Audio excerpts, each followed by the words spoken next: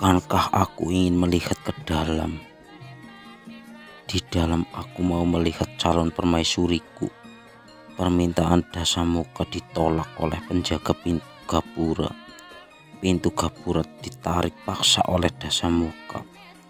Kalau engkau memaksa juga untuk masuk, dia dengar ucapan Prit Anjala si penjaga pintu. Kelak dalam peperangan engkau Dasamuka akan dikalahkan oleh seorang pemberani yang berhati mulia dan berlaskar kerak. Engkau Dasamuka kusarankan agar segera turun dari kahyangan. Dasamuka tersentak mendengar perkataan Prit Anjala.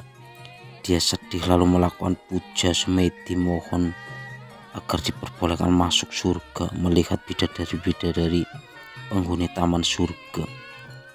Prit Anjala membolehkan masuk. Dasamuka begitu ceroboh membuka pintu gapura surga itu tanpa memikirkan keselamatan dirinya. Kecerobohannya penyebabnya tangannya terjepit pintu gapura. Dasamuka berteriak kesakitan. Suaranya menggelegar, menggemparkan surga sehingga para dewa pun terkejut. Suara apa itu? Seperti suara orang kesakitan, tanya para Bathara. Itu suara kesakitan Dasamuka yang terjepit tangannya di pintu gapura. Bukankah pintu itu? Jawab Bathara Guru. Bathara Guru pun menyuruh penjaga pintu surga membuka pintu gapura. Begitu dibuka, Dasamuka terbebas dari kesakitannya. Dia pun memohon ampun kepada Bathara Guru. Bathara Guru memperbolehkan Dasamuka melihat sekeliling gunung. Dasamuka terkesima melihat keadaan di sekeliling gunung. Dia sangat terpesona melihat isi ke sekeliling gunung.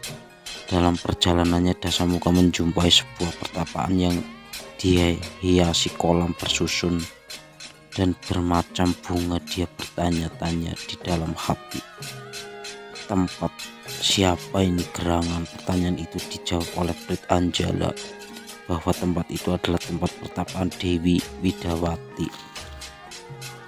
Dasamuka teringat akan bunyi bisikan dalam pertapaannya. Nama itu terngiang di antara 10 pasang daun telinga disangat saat dia memandang tempat duduk semedi yang kosong itu. Tiba-tiba tampak sekilas oleh seorang mata dari telinga yang mendengar bisikan itu. Wujud Dewi Widawati muncul sekilas begitu cepat bagai cahaya yang lenyap. Dasamuka memutuskan untuk tidak meninggalkan tempat itu. Dia masih terpukau dan bertahan menunggu kedatangan Dewi Widawati.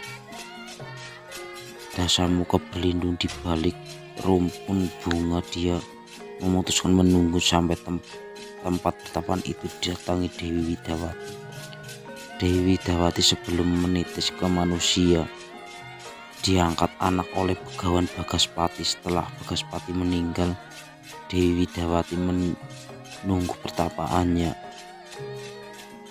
Hal tersebut dilakukan Dewi Widawati sebagai titisan Dewi Sri yang menanti Bathara Wisnu yang akan menitis di Maespati, yaitu Prabu Arjuna Sasra. Wisnu menanti Dewi Sri yang masih belum menitis di tubuh manusia.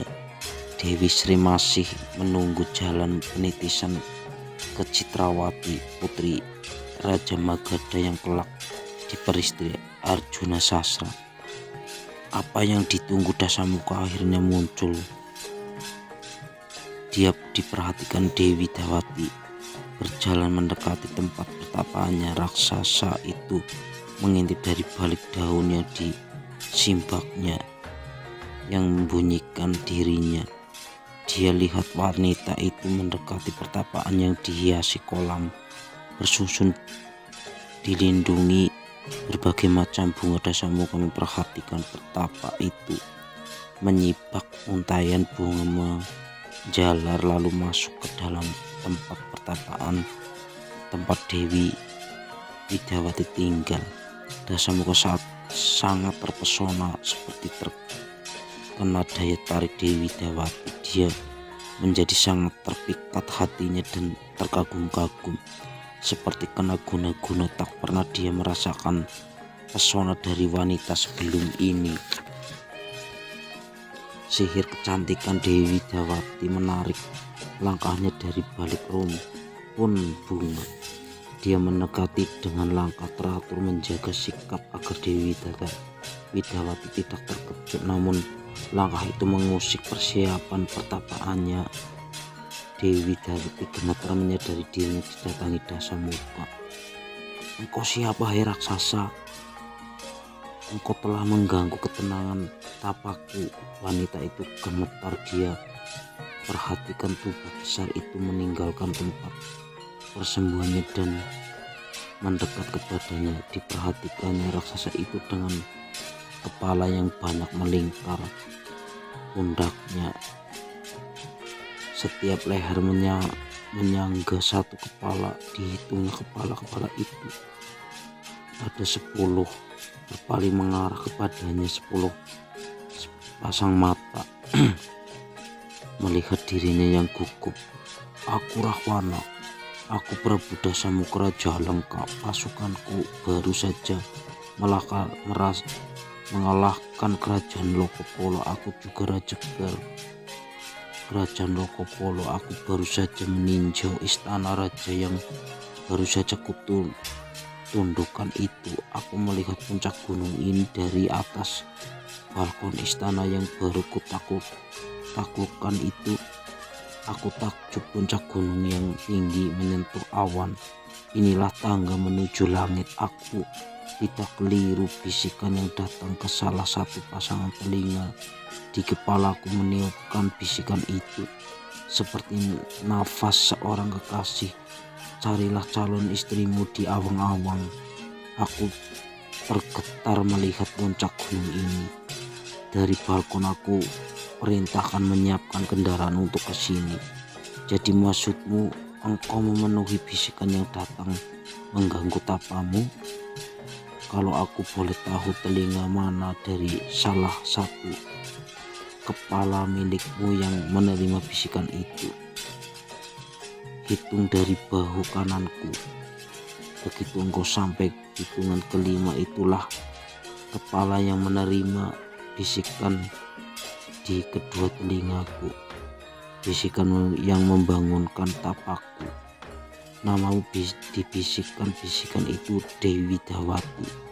Engkau adalah jodohku. Aku datang untuk meminangmu, meminta agar bersedia menjadi permaisuriku, permaisuri di dua kerajaan Alengka dan Lokopolo."